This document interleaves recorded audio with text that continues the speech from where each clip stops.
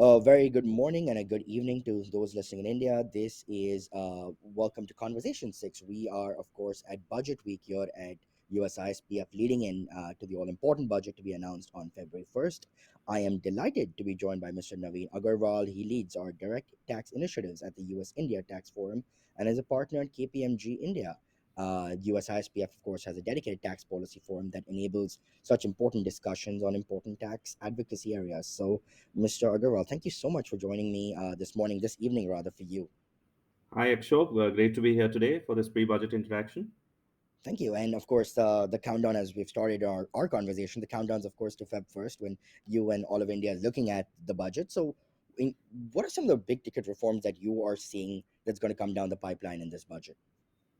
Let me start, Akshok, by saying that there is, as we've seen, there is some uptake in some quarters of the economy. So our exports are going up, our tech sector is booming, and demand in general is nearing pre-COVID levels.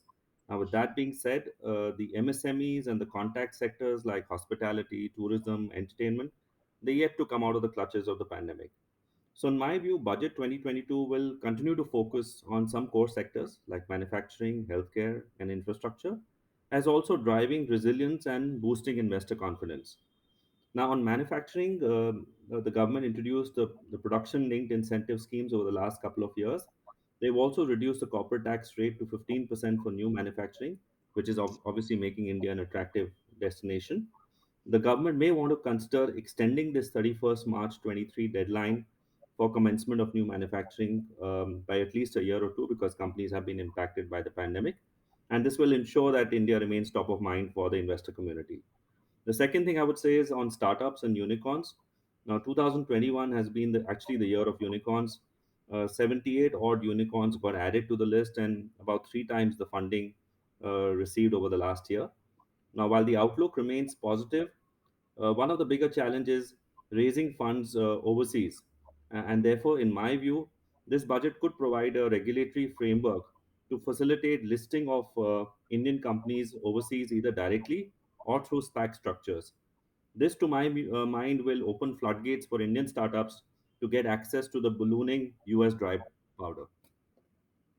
Right, absolutely. And I think you've touched on some very pertinent points on the tech sector plus manufacturing sector, given that the priority of the government has been make in India to attract high-end manufacturing in the country. And you touched a little bit on, the PLI schemes and, getting investors with concessional tax regime for companies. What are the immediate things that you think the budget's going to do that will get foreign investors more excited along these lines? India offers some significant opportunities for foreign companies to invest and grow in emerging sectors. We've seen some action, for instance, electric mobility, semiconductors, drone manufacturing. These were unheard of a few years back. So, I expect the government to come out with some announcements to make India a vantage point for domestic and foreign investors. So, for instance, data centers will be a big thing in India. We're already seeing a lot of action here. Several large US companies and data center operators and private equity players are pumping in billions of dollars. So, government could potentially provide additional incentives to drive further investments. Second is fintech, which is actually fueling India's financial inclusion agenda.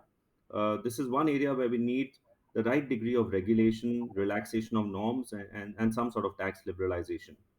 The third thing I would say is ESG. And as you know, this has become the top priority for governments across the world.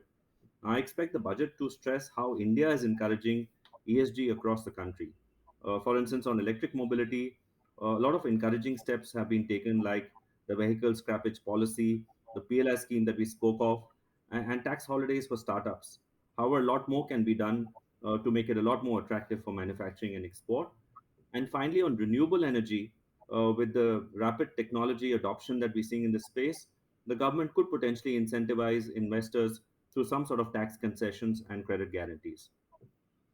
Absolutely, and on EVs, obviously a big announcement that we've been seeing in the news of late. But just touching on what you mentioned about fintech, because they'll be keeping their views on digital taxation and looking at India's commitment to proposed OECD two-pillar project. What are some of the unilateral measures that you think that India has adopted in recent years that you expect that the budget will touch on? So India's alignment to the BEPS 2.0 two-pillar solution has been actually on expected lines.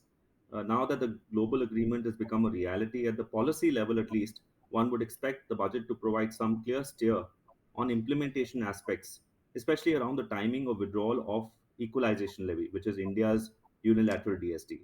Now, India has already agreed on a transitional approach with the US till Pillar 1 is implemented, though the final details are still yet to be out. And therefore, while withdrawal of equalization levy may not happen in this budget, but one would hope that certain interpretation issues and compliance challenges are certainly addressed. Applicability of EL on sale of goods, issues around creditability or refund of EL against future tax liability, and maybe some compliance relaxation on the payment dates for the four quarterly installments. So these would be some expectations from the budget. Thank you so much, Mr. Nagarwal. I mean, expectations galore, and I think we'll be looking forward to a post-budget debrief and analysis and post-mortem after Feb 1st. So thank you so much for your time. Thank you, Akshay. Nice talking to you. Pleasure.